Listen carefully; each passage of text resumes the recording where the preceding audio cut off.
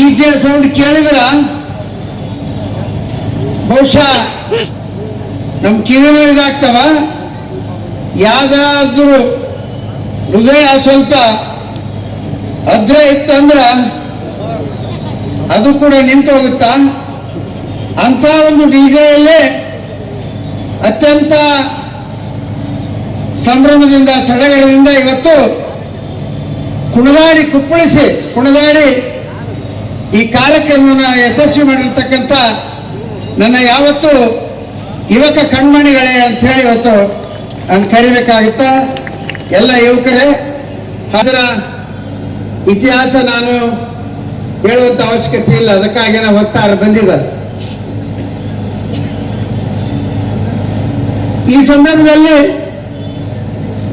ಇವತ್ತು ನಮ್ಮ ಇಳಕಲ್ ನಗರದಲ್ಲಿ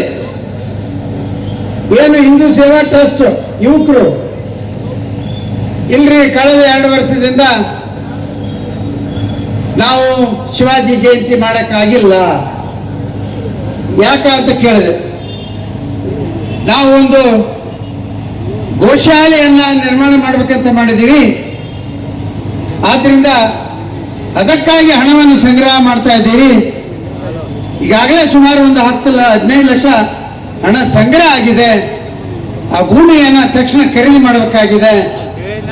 ಆದ್ರಿಂದ ನಾವು 2 ವರ್ಷ ಮಾಡಕ್ಕಾಗಿಲ್ಲ ಅಂದಾಗ ನಾನು ಅವ್ರಿಗೊಂದು ಮಾತು ಹೇಳಿದೆ, ನೀವು ಈ ವರ್ಷ ಬಿಡಬೇಡ್ರಿ, ಈ ವರ್ಷ ಆಚರಣೆ ಮಾಡ್ರಿ ಅಂತ ಹೇಳಿದಾಗ ನಾವು ಆಚರಣೆನೂ ಮಾಡ್ತೀವ್ರಿ, ಆದರೆ ನಮ್ಮೊಂದು ಸಮಸ್ಯೆಯನ್ನು ನೀವು ಬಗೆಹರಿಸ್ಬೇಕಂತೇಳಿ ಕೇಳ್ಕೊಂಡು ಇನ್ನೂ 1 ಎಕರೆ ಜಮೀನು ನಮ್ಮ ಗೋಶಾಲೆಗೆ ಬೇಕಾಗಿರೋದ್ರಿಂದ ಪೂಜ್ಯ ನಿಮ್ಮ ತಂದೆಯವರ ಹೆಸರಿನಲ್ಲಿ ಅದನ್ನ ಕೊಡಬೇಕು ಅಂತ ಹೇಳಿ ಎಲ್ಲ ಯುವಕರು ಪ್ರೀತಿಯಿಂದ ಅಭಿಮಾನದಿಂದ ಒತ್ತಾಯಪೂರ್ವಕವಾಗಿ ಕೇಳಿಕೊಂಡಾಗ ನಾನು ಇಲ್ಲಿವರೆಗೂ ಒಪ್ಪಿದ್ದಿಲ್ಲ.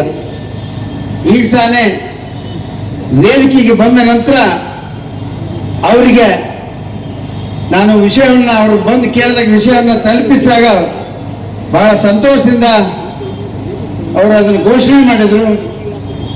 ಇವತ್ತು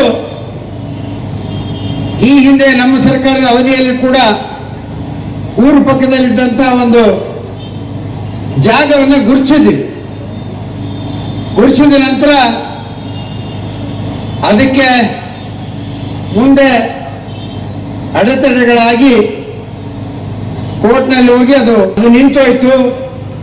ಹೀಗಾಗಿ ಇದು ನಾವು ಅವ್ರನ್ನ ಕೇಳ್ಕೊಂತ ಅಡ್ಡಾಡೋದು ಬೇಡ, ಟ್ರಸ್ಟ್ ವತಿಯಿಂದನೇ ಒಂದು ಖರೀದಿ ಮಾಡೋಣ ಅಂತೇಳಿ ನಿರ್ಣಯ ಮಾಡಿ ಇವತ್ತು ನೀವೆಲ್ಲರೂ ಸೇರಿ ಯಾರು 10 ರೂಪಾಯಿ ಕೊಟ್ಟರು, ಯಾರು 1000 ಕೊಟ್ಟರು, ಯಾರು 1 ಲಕ್ಷ ಕೊಟ್ಟರು, ಯಾರು ಇನ್ನೂ ಹೆಚ್ಚು ಕೊಟ್ಟರು, ಯಾರು ಇನ್ನೂ ಕಡಿಮೆ ಕೊಟ್ಟರು, ಅಥವಾ ಈ ಒಂದು ಪುಣ್ಯದ ಕಾರ್ಯಕ್ಕಾಗಿ ನಿಮ್ಮ ಜೊತೆಯಲ್ಲಿ ಯಾರು ನಿಮ್ಮ ಜೊತೆಯಲ್ಲಿ ಸಹಕಾರ ನೀಡಿದ್ದಾರೆ ಅವರೆಲ್ಲರಿಗೂ ಕೂಡ ನಾನು ಹೃತ್ಪೂರ್ವಕವಾದ ಅಭಿನಂದನೆಗಳನ್ನು ಈ ವೇದಿಕೆ ಮುಖಾಂತರ ಸಲ್ಲಿಸಲಿಕ್ಕೆ ಬಯಸ್ತೇನೆ.